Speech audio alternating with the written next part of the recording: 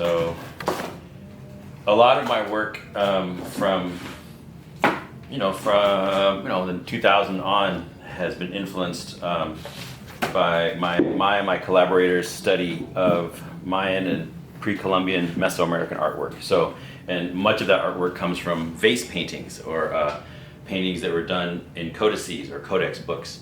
One of the things that Western art historians might indicate about certain styles is maybe a fixation on profiles or on the side of people's characters' heads in these stories, and a lot of it is because of the idea of they're not looking at the viewer, right? They're looking at another character in the book that they're being depicted in, or in the artwork that they're being depicted in.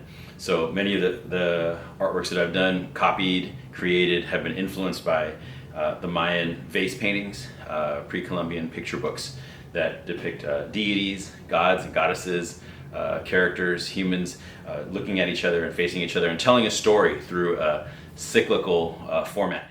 So most of the characters are facing to the side, kind of indicating also the passage of time and the movement of a figure through space.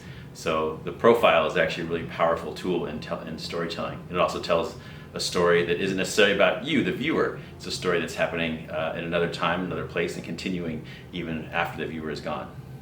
My name is Joaquin Newman. I'm an Oakland-born and raised artist. So I want to invite you to my studio. I'm here in Alameda.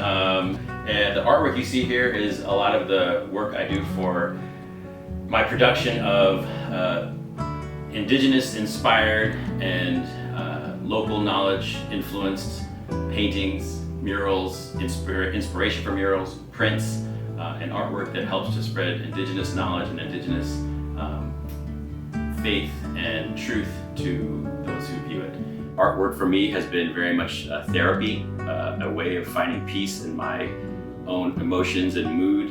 The artwork that I do, that I create, especially related to indigenous iconography and ideology, is really connected to my own indigenous roots of being Yaqui, Mexica, and I'm also Swedish and Scottish, so like a product of colonialism, finding a thread of my own ancestry and history that is rich with local knowledge, with knowledge that can sustain myself, connect me to my family, connect me to others, and especially to the earth. And so I look a lot to the earth, the two-leggeds and the four-leggeds, the swimmers and the crawlers, to inspire my artwork and to guide me into what I should be doing and creating in this world.